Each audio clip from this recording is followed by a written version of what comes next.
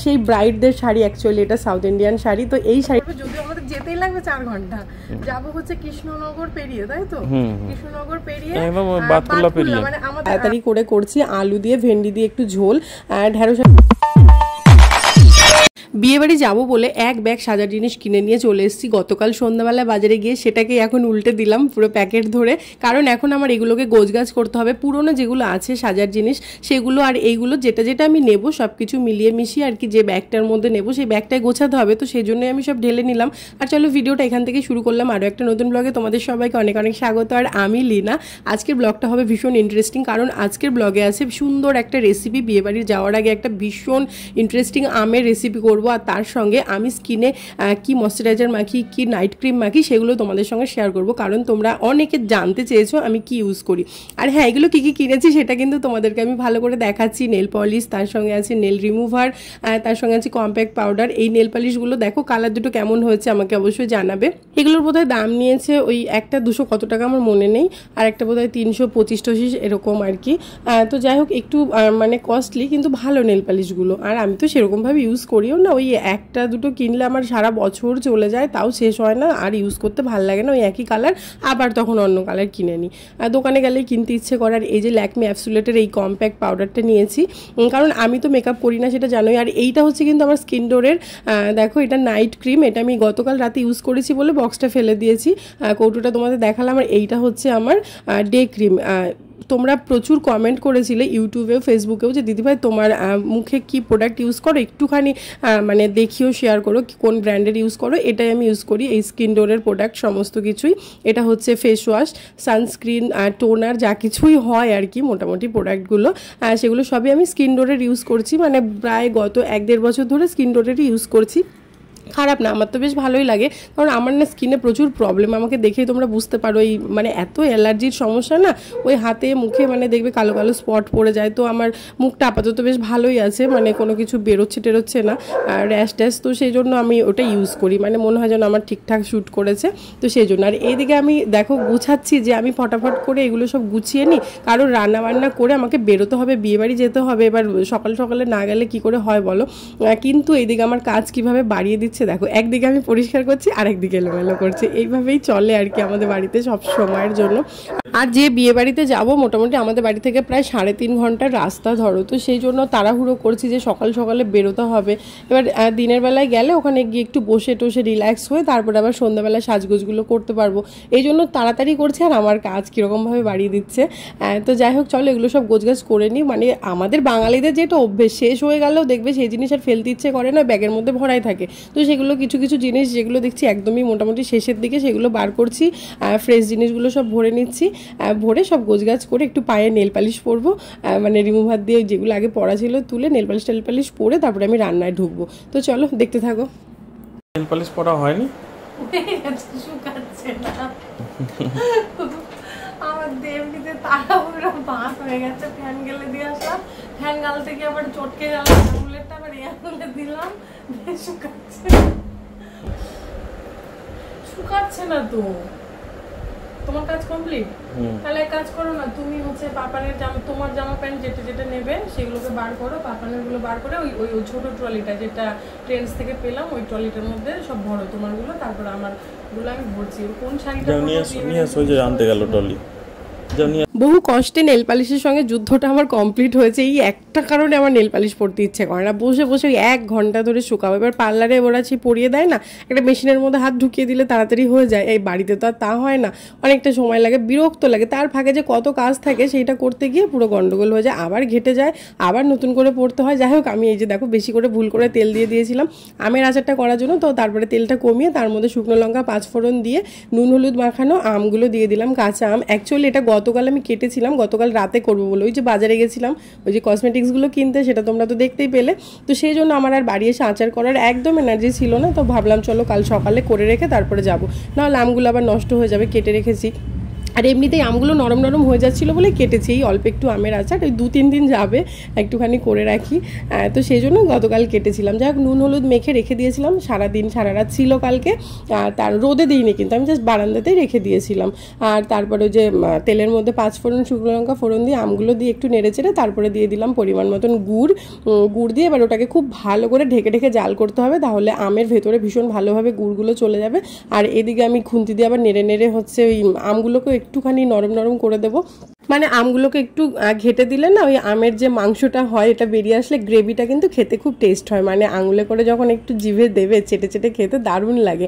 আর চাটনি বা আচারের তো ওটাই টেস্ট বলো, চেটে খেতে ভালো লাগে। তো যাই হোক, আর এইদিকে হচ্ছে আমি দেখো তাড়াতাড়ি করে করছি আলু দিয়ে ভেন্ডি দিয়ে একটু ঝোল, ঢ্যাঁড়স আলুর ঝোল খেতে কিন্তু খুব ভালো লাগে। আর এই গরমের সিজনে তো ঢ্যাঁড়স আমার খুব প্রিয় একটা সবজি, আমাদের বাড়ির সবার, মানে আমার শ্বশুরমশাই খেতে খুব ভালোবাসে, প্রদীপ পাপান সবাই খুব ভালোবাসে ঢ্যাঁড়স খেতে। একদম সিম্পল করে কালো জিরে ফোড়ন দিয়ে ঢ্যাঁড়স আলুর ঝোল করেছি। আর এইদিকে দেখো আমার আচারটা কিন্তু একদম রেডি হয়ে গেছে, খুব সুন্দর করে জাল করেছি, আর খুন্তি দিয়ে নেড়ে নেড়ে একদম ভালো করে মিশিয়ে দিয়েছি গুড়ের সঙ্গে আমের সঙ্গে। আর তারপরে দিয়ে দিলাম একটু বিট নুন আর ভাজা মশলা। আর হ্যাঁ, ভাজা মশলার মধ্যে রয়েছে ওই গোটা জিরে গোটা ধনে, তার সঙ্গে রয়েছে মৌরি মেথি আর একটুখানি সর্ষে। তো এইটাকে অ্যাকচুয়ালি আমি আগের দিন কুলের আচার করেছিলাম না, তখন আমি ওটাকে ভেজে গুঁড়ো করেছিলাম, সেই গুঁড়োটাই ছিল, সেটা দিয়ে আমি করে নিলাম, সেই জন্য আজকে আর ভাজা মশলা আলাদা করে তৈরি করতে হলো না। ও তার সঙ্গে শুকনো লঙ্কাও ছিল অবশ্যই ভাজা মশলা। এই ভাজা মশলার সেন্টার জন্য কিন্তু আচারটা খেতে অনেক বেশি টেস্টি হয়। তোমরা যারা কুলের আচারের রেসিপি দেখোনি, মানে কুলের সঙ্গে একটু আম মিক্সড করেই করেছিলাম, তোমরা ওই ভিডিওটা দেখে নিও, তাহলেই দেখতে পাবে। তো রান্নাবান্না কমপ্লিট। আর তারপরে এদিকে চলে এসেছি সব মানে গ্যাস ট্যাস মুছে পরিষ্কার করে শাড়ি বার করতে। আর এইদিকে 3টে শাড়ি বার করে নিয়েছি, এই যে এই শাড়িটা বার করলাম। কি বলতো, একটা শাড়ি বা চুড়িদার আমি কোথাও গেলে না এক্সট্রা সব সময় রাখি, আমি জানি লাগবে না, তারপরে বাচ্চা নিয়ে যাই, কোনো কিছু পড়ে গেল, ফেলে দিল, ছিঁড়ে গেল, অনেক কিছু হতেই পারে টান লেগে, তো সেই জন্য একটা শাড়ি এক্সট্রা নিই। তো ওই সবুজ শাড়িটা আমি এক্সট্রা নিয়ে নিলাম। আর এই ব্ল্যাক শাড়িটা আমি পরে যাবো, আর এই রেড কালারের আমার ভীষণ পছন্দের একটা শাড়ি, সাউথ ইন্ডিয়ান শাড়ি। তো এই শাড়িটা হচ্ছে আমি বিয়েবাড়ির রাত্রেবেলায় পরবো। তো এইটা আমি না সেই খুব শখ করে কিনেছিলাম, মানে এটা তাও 5-6 বছর হয়ে গেছে। সেই সাউথ ইন্ডিয়ান ব্রাইডরা পরে না, প্রচুর গয়না টয়না দিয়ে পরে, সাউথ ইন্ডিয়ান গয়না দিয়ে খুব সুন্দর করে একটা লম্বা সাইডে বেনুনি ঝুলিয়ে পরে, সেই ব্রাইডদের শাড়ি অ্যাকচুয়ালি এটা সাউথ ইন্ডিয়ান শাড়ি। তো এই শাড়িটা আমি আজকে বিয়ের রাতে পরবো আর কি। কে হলো? হ্যাঁ, বাড়ি ঘরের অবস্থা খুব খারাপ হয়ে গেছে। আর এই যে আমার ওই পাপানের পেন্সিলটা সরিয়ে রেখে আসো তো এখান থেকে, ওই খাটে খাটে খাটে দেখো না কি করেছে খাট।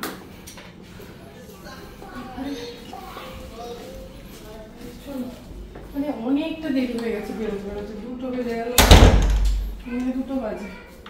এই যে রেডি, বাপরে যুদ্ধ, 2:45 বেজে গেছে। আর আমি এই শাড়িটাই পরে নিলাম।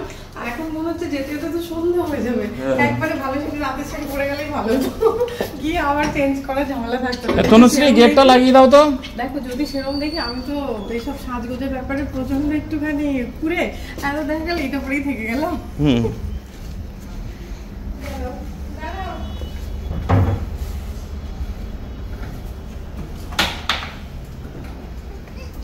ওই ব্যাগ দুটো নেবে নাকি? সোফার ব্যাগ দুটো নেবে?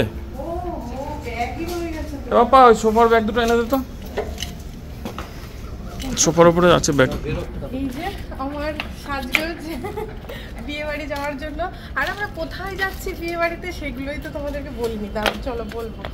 কেমন লাগছে আমাকে কমেন্টে জানাবে। যা যা যা, ঠিকঠাক লাগছে তো দিনের বেলার লুকস, মানে হ্যাঁ দারুণ দারুণ, সাজগোজ ঠিকঠাক আছে তো? হ্যাঁ দারুণ। সাজিনি কিছু, যা সানস্ক্রিন মেখেছি, একটু কাজল দিয়েছি, লিপস্টিক দিয়েছি, আর কিছু করিনি, কারণ দিনের বেলা সব ঘেমে জল জল হয়ে পড়বে। যদিও আমাদের যেতেই লাগবে 4 ঘন্টা, যাবো হচ্ছে কৃষ্ণনগর পেরিয়ে, তাই তো? কৃষ্ণনগর পেরিয়ে বাতকুল্লা পেরিয়ে, মানে আমাদের মানে পায়রাঙ্গার দিকে আর কি। কৃষ্ণনগর থেকে শিয়ালদা যাওয়ার লাইনে বাতকুল্লাতে আসবো। আমার হচ্ছে ননদের বাড়ি, তো ননদের বাড়ির বিয়েতে যাচ্ছি, ভাগনার বিয়েতে, আমি আমার শাশুড়ি। আর এই যে মামা শ্বশুর, দাঁড়াও, এই যে মামা শ্বশুর মামা ভাগনার একটা বিরাট জুটি ছিল একটা টাইমে, তাই তো? হ্যাঁ, মহানন্দার বিয়ে তো, আজকে বউ ভাতে যাচ্ছি আমরা। হ্যাঁ, মামা মানে অ্যাকচুয়ালি বিয়েটা হয়েছে ওরা অনেক দূরে, সেই উত্তরবঙ্গে বিয়ে হয়েছে, তো ওখানে যাওয়াটা অসম্ভব ছিল।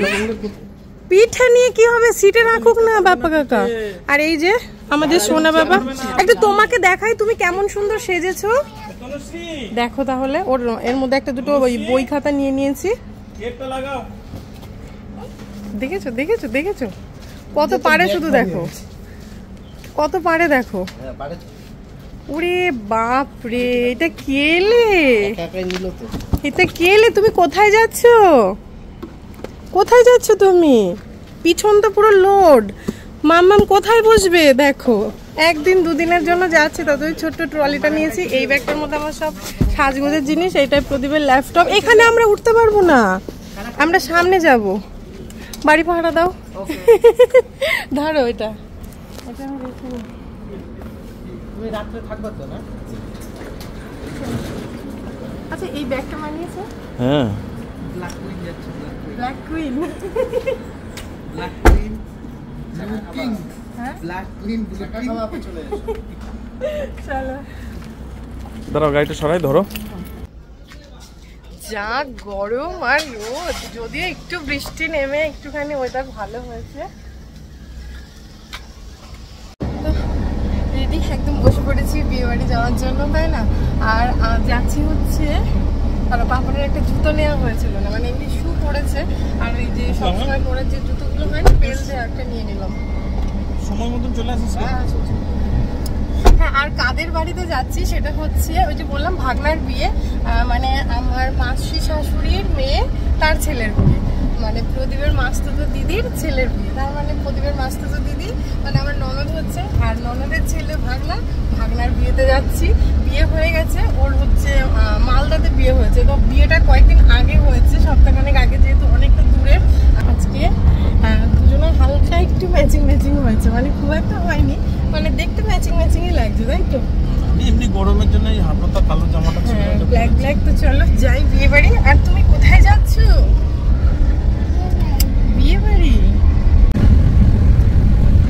বাড়ি থেকে খানিকটা এসে আবার মনে হলো কি, দেখো ওরা হচ্ছে যে ও আর বাপারা দুজনে মিলে লাগেজ গুলো তুলেছে, সিটের উপর দিয়েছে, যে আমরা দুজনে তো সামনে বসেই যাবো। কিন্তু এখন তো পাপানের ঘুমের টাইম 2 বাজে। ঠিক আছে, দিয়ে দাও, কি দরকার। আবার সামনে কখন ইচ্ছা হলে পাপান ঘুম থেকে উঠে গেলে চলে আসবো। তো এখন তোকে ঘুম পাড়ানোর সময়, তো ওই জন্য আমি আর পাপান পেছনে চলে যাই, ওকে একটু শুইয়ে দেবো, ঘুমিয়ে যাবে। এবার তাহলে কি হবে, আমাদের তো 3 ঘন্টা প্রায় 4 ঘন্টা লেগেই যাবে। রাস্তা তো খুব একটা ভালো না এই দিকটা। এখন এইবার অনেকদিন যাইও না এই দিকের রাস্তায়, যদি ভালো হয় তাহলে 3-3.5 ঘন্টায় পৌঁছে যাবো। তো ওর একটা খুব ভালো ঘুম হয়ে যাবে। তো সেই জন্য আমরা দুজনে পেছনে যাবো বলে যে প্রদীপ আবার লাগেজগুলো সব ডিকিতে ভরে দিচ্ছে। আর ফোনটা পিছনে বসবে, চলো।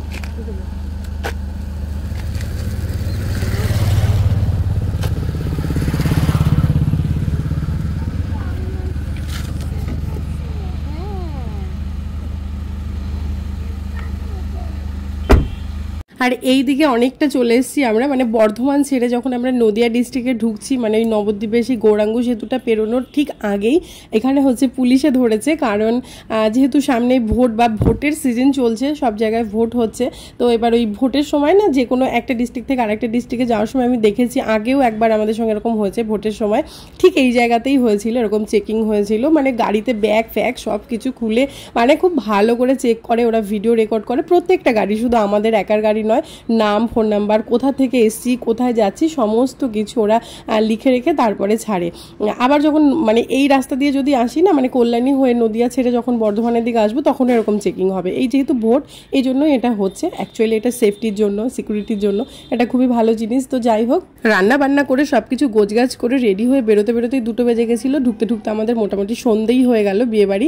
আর ভিডিও অনেক বড় হয়ে গেছে, রেসিপি, সেই সাথে আড্ডা, সমস্ত কিছু মিলিয়ে। যাই হোক, আজকের ব্লগটা আমি এখানে শেষ করছি। বিয়েবাড়িতে রাতে কেমন সাজছি, কি করছি, পুরোটাই আগামীকাল নেক্সট ব্লগে। টাটা।